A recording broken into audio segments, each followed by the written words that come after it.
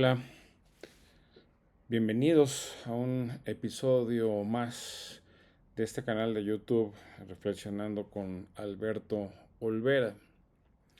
El tema obligado de estos días es el de la refundación, por así decirlo, del Poder Judicial de la Federación, en la medida en que el día 1 de septiembre han tomado posesión los nuevos jueces y magistrados, los ministros de la Suprema Corte, los miembros del nuevo Tribunal de Disciplina Judicial, así como las personas nombradas para dirigir el órgano administrativo del Poder Judicial. Culmina así una polémica reforma constitucional que ha llevado a que por primera vez en la historia y en el mundo se elijan de manera popular los jueces de la justicia federal y local en buena parte de los estados del país. Como ya se ha dicho, este proceso estuvo lleno de anomalías. En primer lugar, porque en México existía, por lo menos a nivel federal, un sistema de carrera, es decir, los jueces atravesaban una larga carrera judicial que los obligaba a adquirir experiencia y conocimientos básicos, técnicos necesarios para el ejercicio de sus funciones. Una carrera judicial llena de vicios y errores que sin duda alguna dio lugar a críticas válidas por parte de muchas personas que vieron más bien una oligarquía cerrada de jueces que se hacían favores entre ellos y que condujeron a que hubiese muchas críticas de beneficios familiares y personales para los altos cargos del Poder Judicial Federal. En los estados ni siquiera eso hubo. En los estados no hubo cambios sustanciales respecto al pasado autoritario.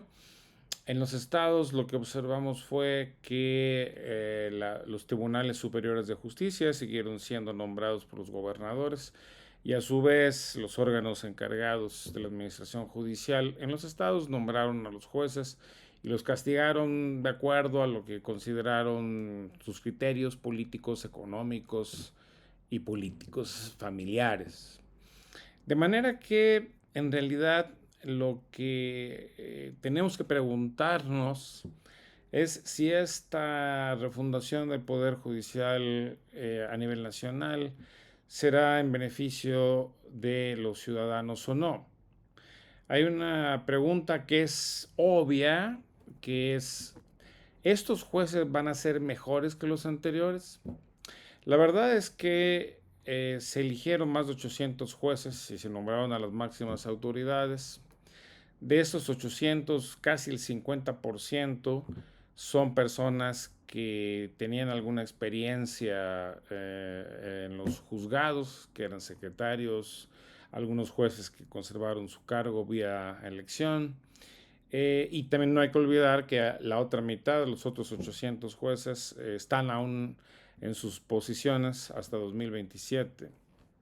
De manera que podríamos decir que una mayoría del Poder Judicial Federal todavía está en la inercia del viejo sistema, tanto por los jueces que se quedaron como por los jueces nuevos que se fueron electos, pero que tienen trayectoria dentro del sistema. Pero el problema no está ahí, el problema está en las máximas autoridades.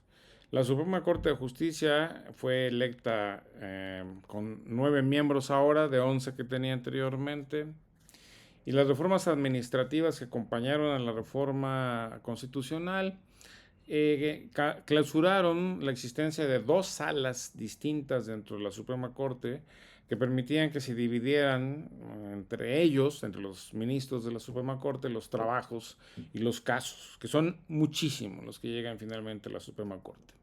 Tenemos un sistema jurídico disfuncional que no ha sido modificado por esta reforma, que es más bien política. por la manera en que opera la justicia en México, el 95% de los casos empiezan en la justicia local, es decir, en los estados del país.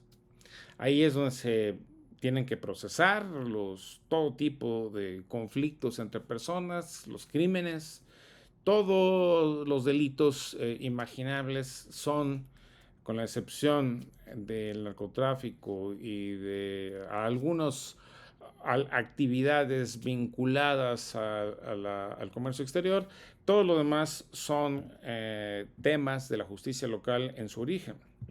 De manera que lo que tenemos es un sistema judicial que repite instancias. Lo que se juzga en un juzgado de primera instancia local puede ser apelado ante el Tribunal Superior de Justicia Estatal, y lo que ahí se resuelva puede ser apelado ante un tribunal de distrito federal, y lo que ahí se resuelva puede ser apelado ante la Suprema Corte de Justicia. Esto significa que cada asunto que haya en este país, cada conflicto que llega a los tribunales, que son muy pocos de todos los conflictos que realmente hay, pueden atravesar por lo menos esas 4 instancias, a veces más por sucesivos pasos procesales, de tal forma que el sistema conduce a que haya un alto grado de conflictividad, que se requieran abogados para llevar a cabo los procesos y que se saturen los juzgados de más alto nivel. Si al final de cuentas todas aquellas personas que han perdido juicios en las escalas inferiores tienen el dinero y los recursos para pagar a abogados y seguir los procedimientos, pues resulta que todo va a terminar en la Suprema Corte de Justicia. Por ejemplo, ahora hay una cantidad inmensa de asuntos pendientes a tratar en la Suprema Corte de Justicia que heredaron los jueces salientes. Cantidades monumentales, cientos de miles de casos. Y cientos de miles de casos se acumulan también en los juzgados normales a nivel federal, sobre todo los juzgados de distrito, como también hay montones de casos acumulados en todos los juzgados de todos los órdenes en el país. Y eso que en México se recurre muy poco a la justicia para intentar resolver conflictos. Por supuesto, a esto ayuda que muchos de los delitos graves no se denuncian. Robos, todo lo que tiene que ver con el cobro de piso, agresiones intrafamiliares, violencia contra las mujeres. Muy pocos son los casos que se judicializan. Y eso tiene que ver con las fallas del resto del sistema de justicia, básicamente las policías y las fiscalías. Si funcionaran las fiscalías y las policías en términos de hacer su trabajo bien desde el principio, muy probablemente tendríamos aún un volumen infinitamente superior de casos a tratar en los juzgados, tanto locales como federales de este país. ¿Resolvió este problema la reforma constitucional que condujo a la elección popular de jueces? No. La elección popular de jueces no tocó ningún aspecto de la grave crisis del sistema de justicia que tiene México. Nada. Es una reforma política que yo llamaría fundamentalmente demagógica y conducente ante todo a quitarle el poder a los ministros de la Suprema Corte saliente. Es mucho trabajo, mucho costo, un verdadero desastre institucional el haber llevado a cabo esta elección universal de jueces para no conseguir nada. No olvidemos entonces, que en esta elección judicial del pasado 1 de junio solo votó el 13% del padrón, 4% de ese total, al final de cuentas 9% fueron los votos válidos, los otros 4% fueron anulados o incompletos, de manera que tuvimos una votación bajísima, y la votación que sí se ejerció se hizo recurriendo a los hoy ya famosos acordeones, es decir, instructivos que básicamente el partido oficial y funcionarios públicos del gobierno le dieron a muchos ciudadanos, que son su base social, para que supieran cómo votar en una elección que era imposible, en la que uno tenía que andar votando por 60, 70 personas. Una elección absurda que en ningún país ha sucedido jamás y esperemos que no vuelva a suceder porque es imposible llevar a cabo una elección racional con esa cantidad de candidatos. De manera que tuvimos entonces una decisión política que no resolvió los problemas de la justicia.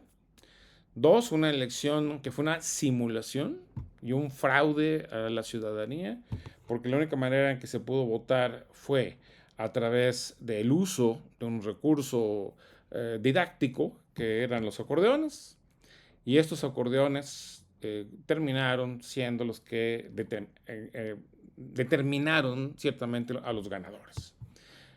Los 9 ministros que son ahora los miembros de la Suprema Corte de Justicia estaban en todos los acordeones que repartió el gobierno en todo el país, de manera que los ganadores estaban predesignados antes de la elección, de manera que todo esto resultaba en una simulación. Bueno, pero si esto de por sí es grave, lo que ha acontecido a partir de la toma de protesta de los nuevos ministros de la Suprema Corte añade otra capa de escándalo a lo que ya de por sí es verdaderamente increíble e intolerable. Se llevaron a cabo una serie de ceremonias, según esto, indigenistas, que significan en realidad la folclorización, la espectacularización de ritos supuestamente ancestrales que intentan darle una especie de legitimidad tradicional a, sobre todo, al presidente designado de la Suprema Corte de Justicia, que es un abogado de origen indígena, y las ceremonias que giraron en torno a la limpieza de las almas y la entrega de bastones de mando, que por cierto es una tradición colonial española, no indígena, resultan en un circo que aumenta la falta de seriedad de todo el proceso. Esta idea de recurrir a ritos supuestamente ancestrales para legitimar lo que no tenía legitimidad de origen electoral es verdaderamente un rito patético en la medida en que se han inventado prácticas que no existían y ni existen en los pueblos originarios para darle una brizna de legitimidad popular a una elección que de popular no tuvo nada. Pero si esto fuera poco, se han exhibido todas las contradicciones del proceso. El presidente de la Suprema Corte de Justicia sí usó una guayabera con motivos tradicionales que tampoco lo son, pero bueno, usó una guayabera para afirmar su carácter indígena, pero estaba usando unos mocasines de 20,000 pesos de marca Ferragamo, lo cual ilustra en sí mismo la contradicción flagrante entre la imagen y el verdadero contenido. Más aún, después de la ceremonia de instalación de la nueva Suprema Corte de Justicia, los nuevos ministros se fueron a cenar a un restaurante francés en la parte más elegante de la Ciudad de México, en Polanco, Au Pied de Cochon, que es un restaurante francés con mucho prestigio en París, demostrando que todos estos reclamos de humildad, compasión y cercanía con el pueblo, pues es ante todo una mera pose y no una práctica real. Como quiera, más allá de todos estos actos demagógicos que acostumbra llevar a cabo el régimen actual, hay que entender que el problema de la justicia ha entrado en una fase más aguda aún de crisis. Si ya estaba en crisis porque las policías estatales y municipales no funcionan, porque las fiscalías estatales y federal son una desgracia, son disfuncionales, no tienen presupuesto, ni personal calificado, ni sistema de carrera, nada. Y por tanto no hay manera de llevar casos debidamente construidos a los jueces. Si eso ya estaba, pues ahora estamos haciendo lo más grave porque no le hemos dado ninguna atención al problema. La presidenta de la República en su informe de 1 de septiembre pasado no habló nada de eso. Celebró la elección judicial como un acto de democracia máxima, convirtiendo a México en un ejemplo mundial. Ciertamente yo espero que ningún otro país del mundo siga este ejemplo, porque no es un ejemplo de nada constructivo, es un ejemplo de simulación, arbitrariedad y yo diría burla a la ciudadanía en la medida en que se trató de una elección totalmente manipulada de principio a fin. Pero además de eso, lo que tenemos ahora es que el porcentaje de jueces nuevos que entran sin experiencia, que es importante en términos del conjunto, pues va a empezar a aprender a otorgar justicia en condiciones particularmente difíciles, con muchos expedientes acumulados, sin que se sepa además a esta hora a qué juzgados son asignados los nuevos jueces electos, porque resulta que el órgano de administración judicial es el que debe encargarse de asignarles un juzgado y lo acaban de nombrar y pues en las próximas semanas va a tener que estar viendo qué hace y a dónde asigna a los jueces. O sea, de manera que ni siquiera estos jueces recién designados pueden empezar a trabajar. Bueno, todo esto nos ilustra lo absurdo de todo el proceso que está viviendo nuestro país y la inmensa calidad de demagogia que está desarrollando el gobierno actual y lamentablemente nuestra presidenta, que es una mujer seria, una tecnócrata por vocación, se ha sumado con entusiasmo extraordinario a este ejercicio de engaño mayúsculo a la ciudadanía que ha significado la llamada reforma judicial.